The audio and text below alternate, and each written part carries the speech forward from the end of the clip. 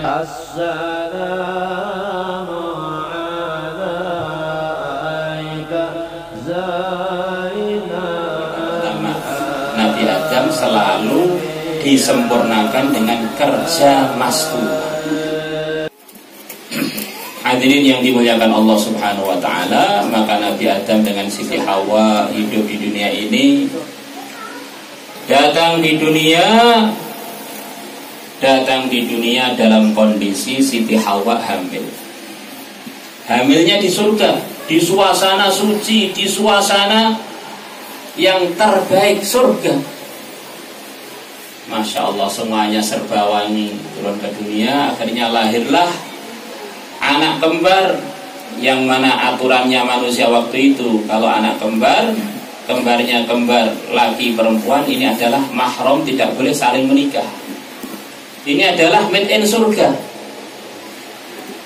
Maka keluar itu namanya, yang laki-laki dinamakan oleh Nabi Adam Qabil. Tampannya itu luar biasa, made in surga. Kemudian saudarinya juga begitu cantik, melebihi para bidadari, made in surga, tapi lahirnya di dunia. Kemudian selepas Qabil lahir lagi anak yang kedua, yaitu Habil dengan kembarannya perempuan. Walaupun putra dan putri Nabi, tapi ini sudah terkena anginnya dunia. Yang anginnya dunia itu berbeda dengan angin surga. Cuacanya pun berbeda. Maka tentu saja Habil ini tidak setampan Qabil. Kemudian saudarinya juga tidak secantik saudarinya Habil, tidak secantik saudarinya Qabil. Seperti kita ini kan semuanya cucu Nabi Adam, cucunya Siti Hawa. Yang Nabi Adam sangat-sangat tampan, yang Siti Hawa sangat-sangat cantik. Kenapa sampai Indonesia kok bentuknya jadi kurang tampan, kurang cantik? Itulah karena kena cuaca-cuaca yang ada di dunia. Nanti kalau kita taat lagi kepada Allah dengan sebenarnya, wafat husnul khatimah, itulah harapan kita. Nanti akan ditampankan seperti kakeknya, dicantikkan seperti neneknya. Maka akhirnya datanglah masa diterapkan hukum Islam yang berkaitan pernikahan. Qabil nikahnya hanya bisa dengan saudarinya Habil. Habil menikahnya hanya bisa dengan saudarinya Qabil. Qabil yang begitu tampan dapat yang kurang cantik. Habil yang tidak terlalu tampan dapat yang sangat cantik. Akhirnya mulai timbullah di hatinya Qabil perasaan bahwa sebagian aturan Islam tidak dia anggap menguntungkan. Itulah namanya tidak bersyukur. Dan ini memang sumpahnya iblis. Dia akan datang pada anak cucu Adam dari depan, belakang, kanan, kiri, untuk menggoda anak Adam biar tidak bersyukur, wabil khusus tidak mensyukuri nikmat-nikmat agama, nikmat-nikmat ajaran Islam. Maka orang itu kalau sudah keluar dari ajaran Islam langsung masuk pada kelemahannya. Ngawur, bodoh, tidak bersyukur, tergoda nafsu, tergoda setan. Sempurna sudah, hancurnya itu sudah sempurna. Kemudian mengarah ke pertengkaran, bahkan mengarah kepada pembunuhan. Ini satu gambaran bagi kita laki-laki dan perempuan, bahwa kalau kita ini pengen selamat harus ikut aturan Islam, ikut arahan Nabi, melalui para sahabat, melalui ulama-ulama yang ahlinya. Kalau enggak, mesti kita akan terjerumus dengan berbagai macam kelemahan kita tadi. Suka tengkar, suka ngalirkan darah, ikut nafsu, ikut setan, kemudian bodoh dan ngawur, tidak bersyukur. Masya Allah, minimal 7 kelemahan. Maka dari tidak bersyukur telah masuk bisian-bisian iblis pada hatinya Qabil. Tsumma la'atiyannahum min baini aydihim wa min khalfihim wa an aymanihim wa an syama'ilihim ولا تجد أكثرهم شاكرين. Sungguh aku akan datang kepada mereka anak Adam dari depan, belakang, kanan, kiri, akan saya goda. Kemudian engkau ya Allah akan menemukan anak-anak Adam menjadi orang-orang yang tidak bersyukur, tidak merasa diuntungkan dengan nikmat-nikmat Allah, wabil khusus nikmat terbesar yaitu nikmat agama. Akhirnya dari tidak mensyukuri satu aturan Islam, akhirnya terjerumus pada berbagai macam kelemahan lagi. Akhirnya terjadilah pembunuhan pertama dalam dunia manusia, Qabil membunuh Habil. Mana inilah maksudnya bayan ini. Bagaimana kita yakini kalau saya pengen selamat hanya ikut Nabi pasti surga. Kalau tidak ikut Nabi pasti saya ini akan terjerumus pada 7 kelemahan tadi minimal. Maka Nabi mengatakan, kullu ummati yadkhulunal jannah. Semua umatku ini masuk surga. Illa man aba, kecuali yang tidak mau. Qila wa may ya'ba ya Rasulullah. Dikatakan pada Nabi, siapa yang tidak mau masuk surga ya Rasulullah? Nabi bersabda, man ata'ani dakhalal jannah. Siapa yang taat pada aku pasti masuk surga. Dakhalal jannah ini kata orang pondokan ini jawabnya man, artinya bukan sekedar masuk surga, pasti. Siapa yang begini pasti. Barang siapa yang begini pasti. Wa man 'asani faqad aba, dan barang siapa tidak mau taat pada aku pasti dia tidak mau masuk surga. Maka kita evaluasi tertib hidup kita, mulai bangun tidur sampai tidur lagi. Berapa yang ikut Nabi, itulah jalan surga. Yang belum ikut secepatnya diikutkan, karena itu jalan menuju kehancuran kita tadi. Laki-lakinya atau wanitanya, kedua-duanya bertanggung jawab urusan ini. Laki-lakinya juga ditugasi untuk mengamalkan agama, perempuannya juga begitu. Karena ini bayannya adalah bayannya wabil khusus mengarah nyemangatin perempuan. Kata para ulama, di dalam Islam itu rujukannya adalah Quran yang pertama, baru hadis, baru tafsiran Quran dan hadis yang dinamakan ijma' dan qiyas.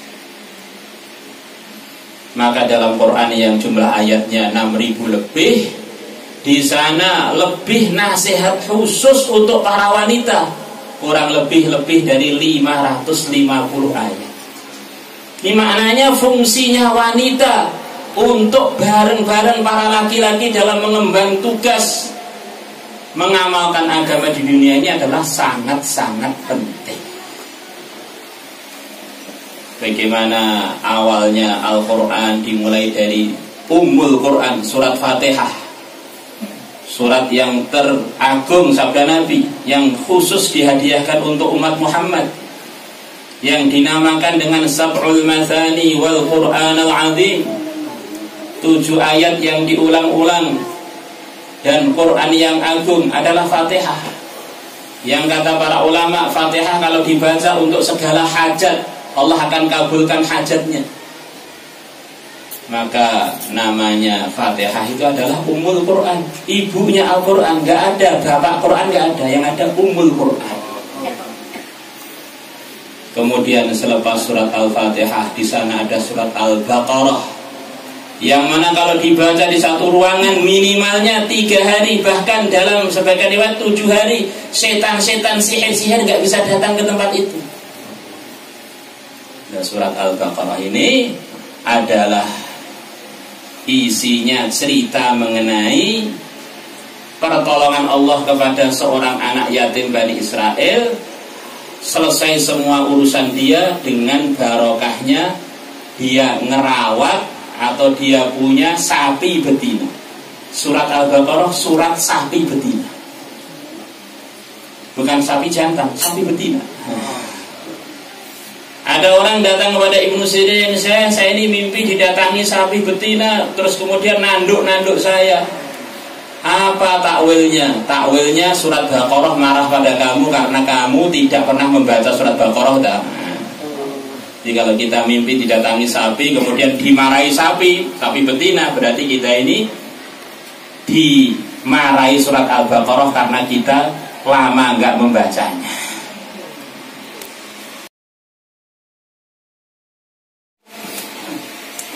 Surat yang bercerita manusia-manusia yang terpilih, keluarga-keluarga yang terpilih, diantaranya adalah keluarga Imran. Yang mana dari keluarga Imran ini muncullah kebenaran dan hancurlah seluruh kebatilan di dunia ini. Bukan sebagian, seluruh kebatilan sampai tidak tersisa. Imran itu adalah nama seorang laki-laki yang mana dia ini adalah kesibukan hariannya jadi imam Masjidil Aqsa. Kemudian beliau ini punya istri, istrinya Ali Imran lah yang banyak diceritakan di dalam Ali Imran itu. Imrannya sekelumit saja. Dia punya seorang istri yang punya fikir agama, yang ketika hamil dia bernadar anaknya semata-mata diniatkan untuk full dalam ridhonya Allah, tidak disibukkan dengan urusan-urusan yang lain. Itulah yang disebutkan dalam firman Allah, muharrar, dimerdekakan dari seluruh urusan, biar sibuk amal agama saja. Ibunya punya pandangan yang begitu mantap bahwa orang itu kalau full untuk agama tidak, kalau sengsara itu tidak. Ibunya ini namanya Hannah. Akhirnya dari risaunya Hannah datanglah pilihan Allah, muncullah seorang wanita dari rahimnya Hannah yang bernama Maryam. Dari Maryam lahirlah seorang ulul azmi minar rusul yang akan jadi asbab hancurnya semua kebatilan di akhir zaman, yaitu Nabi Isa. Hannah melahirkan Maryam, Maryam melahirkan Isa. Dalam hadis riwayat Tirmidzi diceritakan bahwa nanti di akhir zaman Isa akan wafat dan akan dikuburkan di samping kubur saya, sabda. Maka kalau kita ziarah Nabi, Abu Nu'ud meriwayatkan baqiya fil baiti maudi'u qabrin, masih tersisa di rumahnya Sayyidah Aisyah satu tempat yang cukup untuk mengubur satu kuburan, yaitu kuburnya Nabi Isa. Kalau kita ziarah Nabi, selepas ziarah Nabi ada jeda 1 meteran, baru kuburnya Abu Bakar, baru kuburnya Umar radhiyallahu anhu. Untuk jadi bukti bagaimana agama Islam ini akan terus, nggak bisa dihentikan. Bahkan akhir zaman Nabi Isa akan turun, dan Nabi Isa itu akan dipilih oleh Allah untuk menghancurkan Dajjal, Ya'juj, Ma'juj, dan seluruh kebatilan yang ada di dunia waktu itu. Ini sebab fikirnya Hannah. Inni nadartu laka ma fi batni muharraran fataqabbal minni innaka antas sami'ul alim. فتقبلها ربها بقبول حسن وأنبتها نباتا حسنا وكفلها زكريا كلما دخل عليها زكريا المحراب وجد عندها رزقا قال يا مريم أنى لك هذا قالت هو من عند الله Inna Allah yarzuqu man yasha'u bighairi hisab. Para ulama mengatakan dzikrus salihina yunzilur rahmah, menyebutkan orang-orang soleh itu mendatangkan rahmatnya Allah. Di antara rahmatnya Allah adalah ijabahnya doa-doa. Maka ulama-ulama di Jawa sana kalau pengen minta kepada Allah untuk perempuan-perempuan yang mau melahirkan, mereka menyebut ceritanya keluarga Imran ini. Hannah waladat Maryama, Maryamu waladat Isa. Hannah telah melahirkan Maryam, Maryam telah melahirkan Nabi Isa. Kemudian doa, ya Allah, saya minta jabang bayi yang ada di rahimnya perempuan ini mudah keluar.